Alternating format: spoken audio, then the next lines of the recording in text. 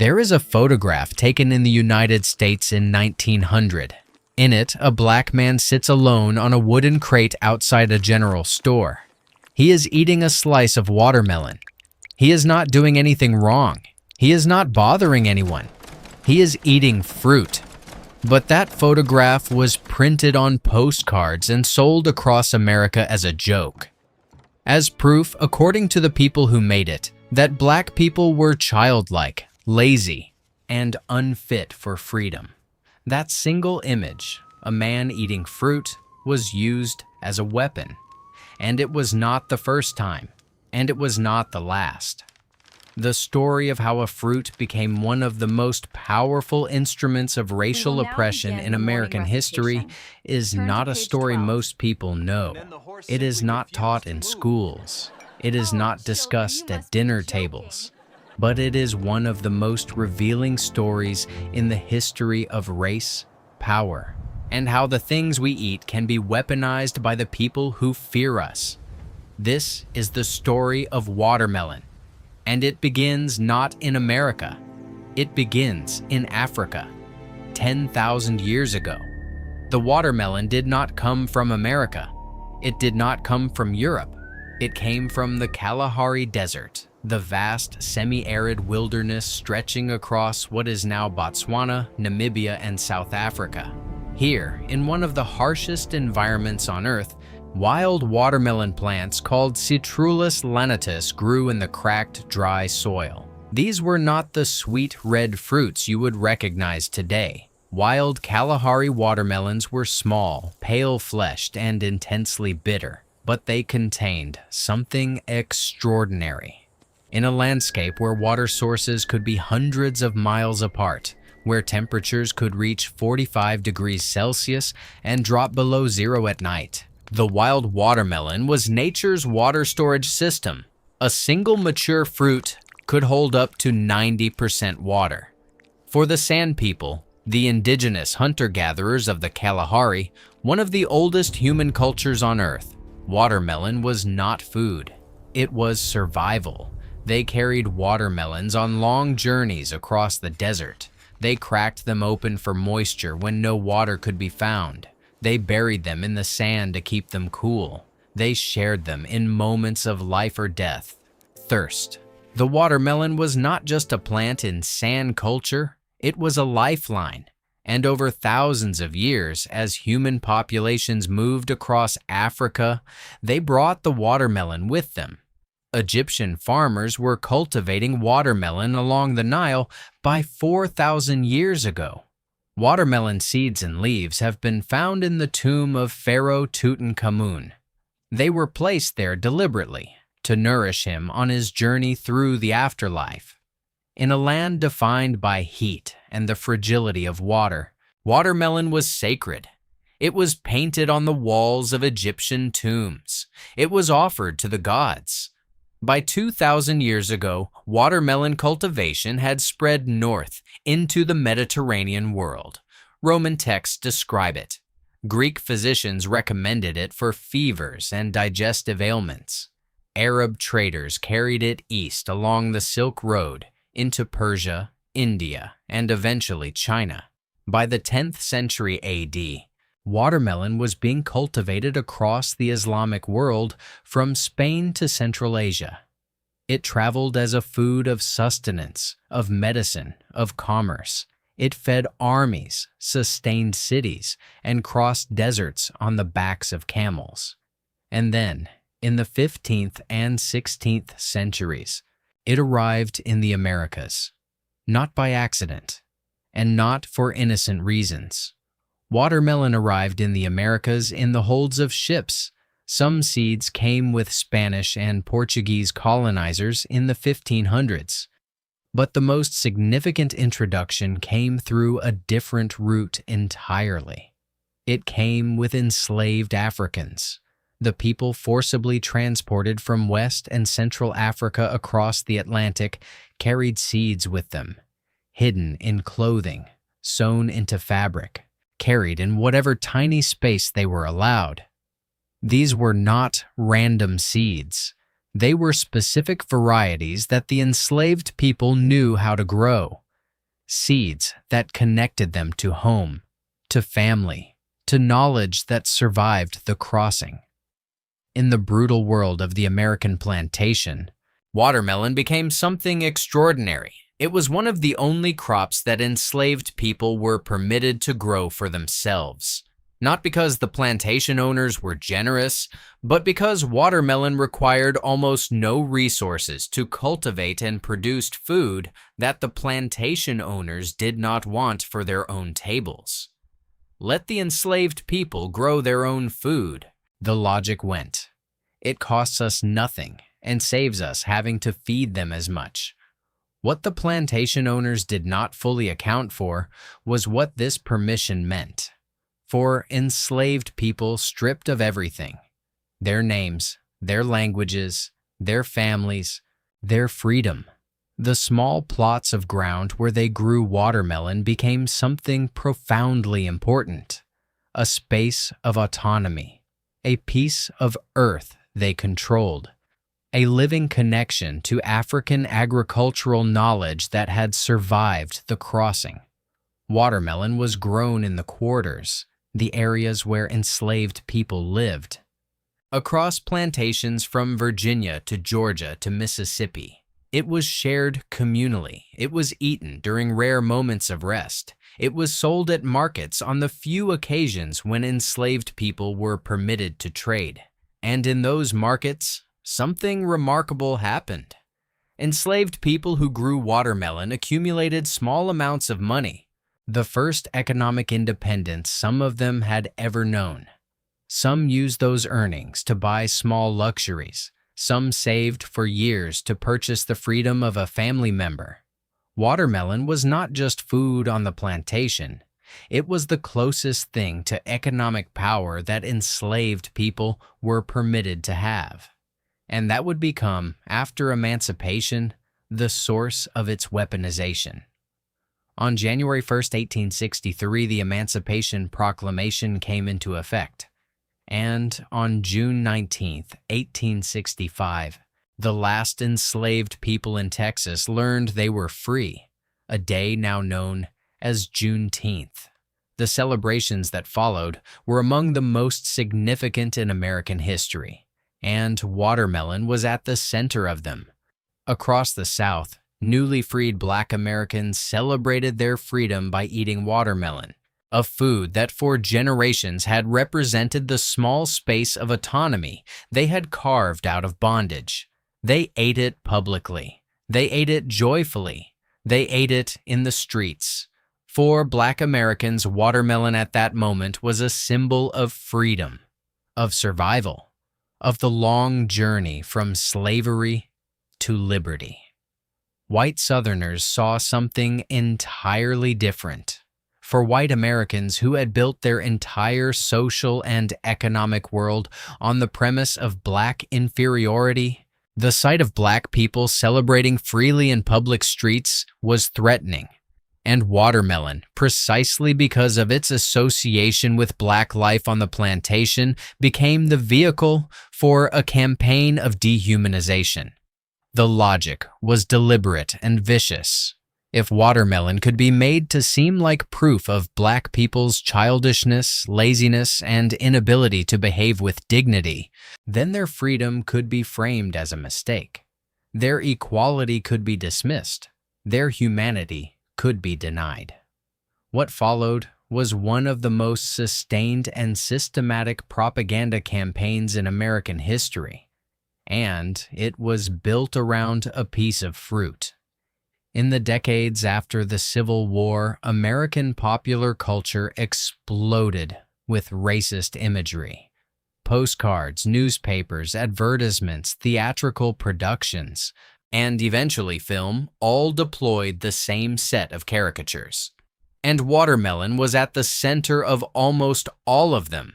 The caricature was specific and deliberate. Black people were depicted eating watermelon in ways designed to suggest animal-like behavior, messy, greedy, unable to control themselves, eating with their hands, juice running down their faces. The message was not subtle. The people making these images wanted to say, "Look at them. Look at how they eat. These are not people who deserve equal rights. These are not people who should vote or own property or sit beside us in restaurants or schools. These images appeared on postcards sold in stores across America. They appeared in newspapers and magazines with national circulation. They were printed on everyday objects, mugs, plates, figurines, sold to white households as decoration and entertainment. The most powerful version of this propaganda came in 1915. D.W. Griffith released The Birth of a Nation, a film that depicted black men as savage threats to white womanhood and celebrated the Ku Klux Klan as heroic defenders of civilization. The film was a box office sensation. President Woodrow Wilson screened it at the White House and reportedly called it history written with lightning. And watermelon, used throughout the film as a symbol of black people's supposed inferiority, reached a new level of cultural weaponization. The KKK, reinvigorated by the film, used watermelon imagery in their propaganda. White political candidates used it to mock black voters. Employers used it to justify not hiring black workers. Landlords used it to justify refusing black tenants.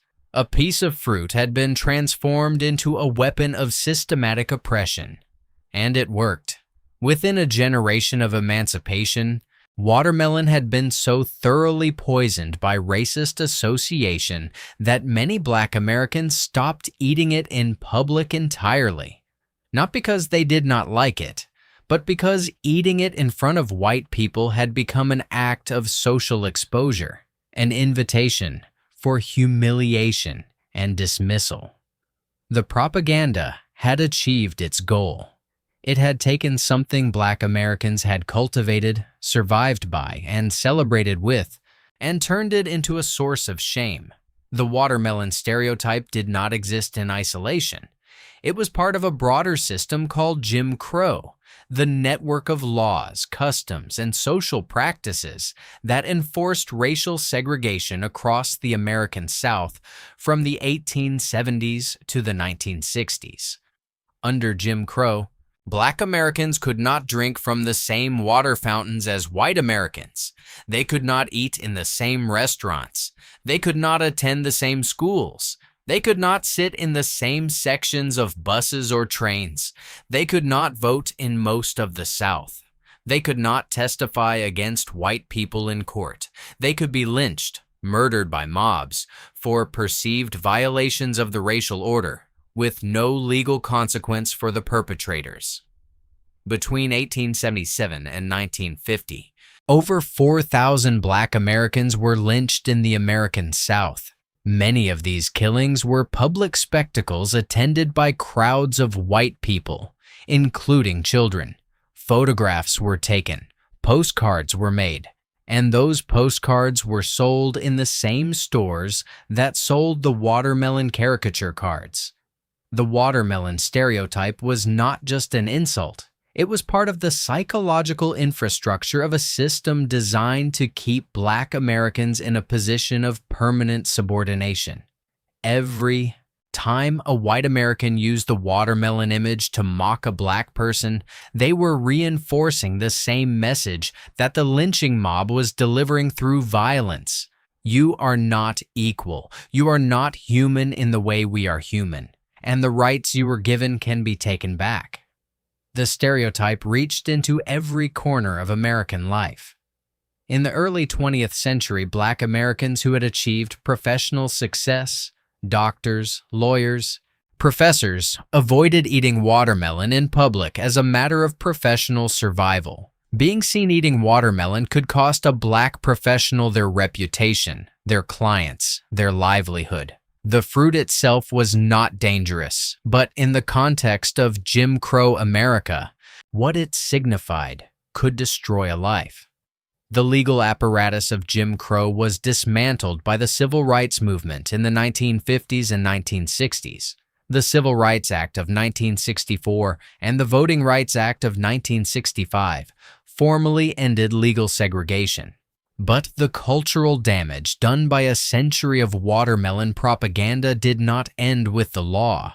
The stereotype had embedded itself so deeply in American culture that it continued to appear in advertising, in media, in everyday language, long after the formal system that created it had been outlawed.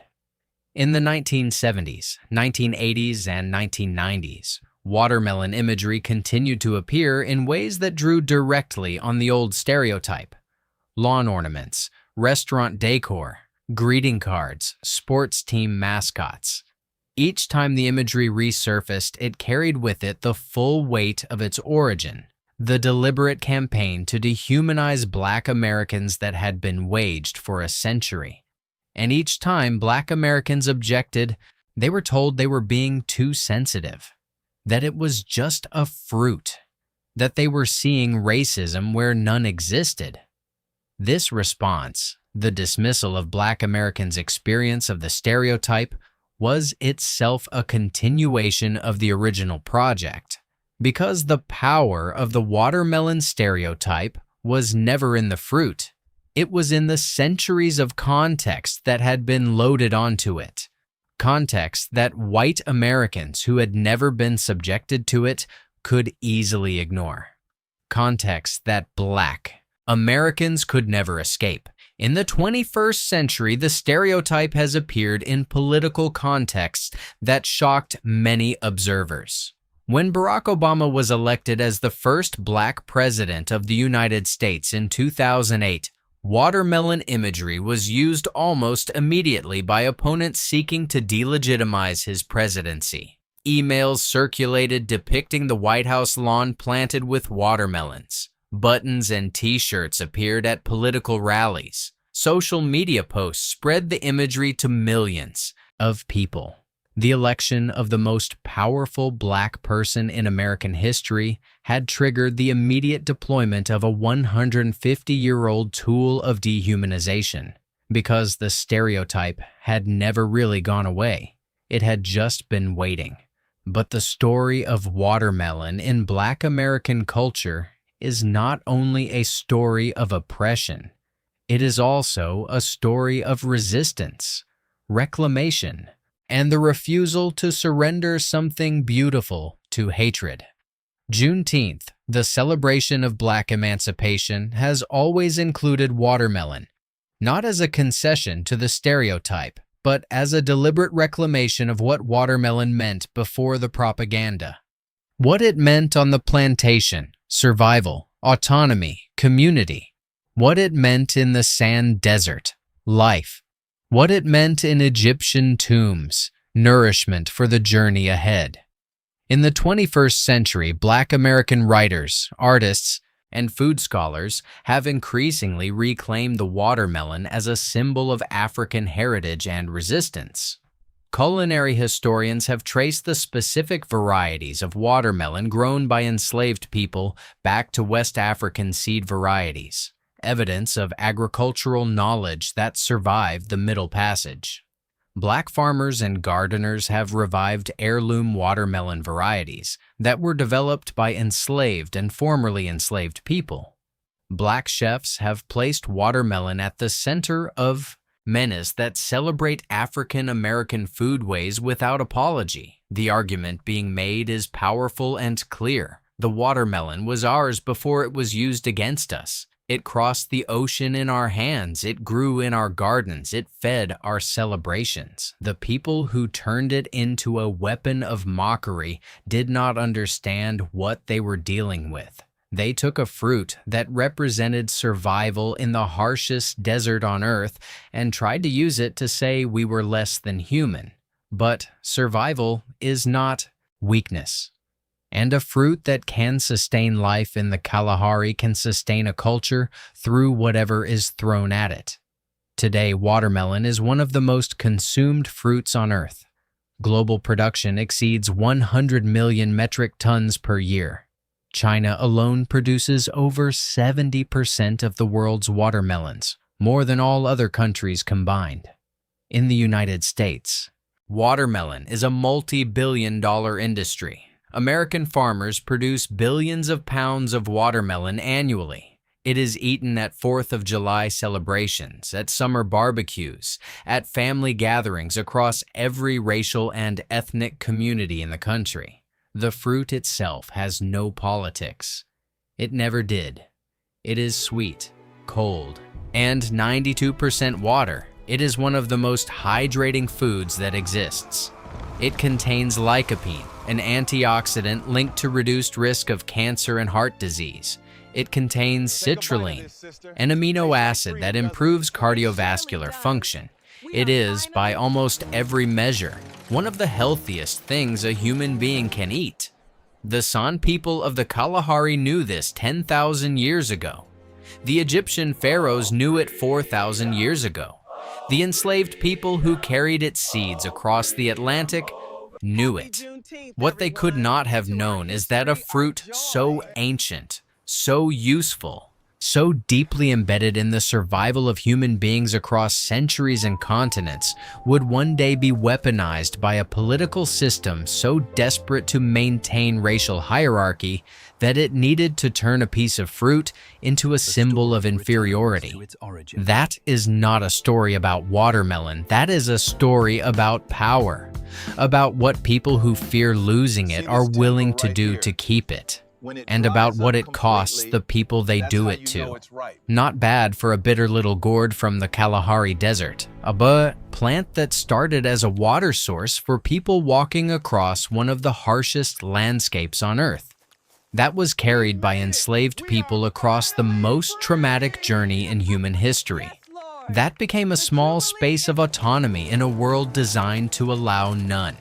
That was celebrated in the streets when freedom finally came, and then stolen, weaponized, twisted, turned into an instrument of mockery and oppression by people who could not bear what that freedom meant. The forbidden truth of watermelon is not that it was used against Black Americans. The forbidden truth is how deliberately it was done, how systematically, how successfully, and how long it lasted. A fruit that carried life across the Kalahari Desert was turned into a weapon against the people who carried it. But they carried it anyway, and they are still here.